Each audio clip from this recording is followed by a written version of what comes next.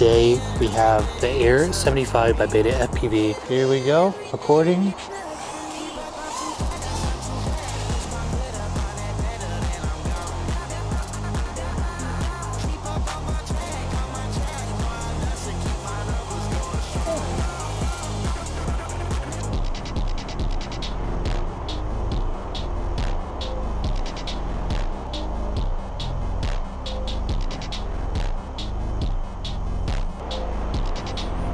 Now we're starting to get the hang of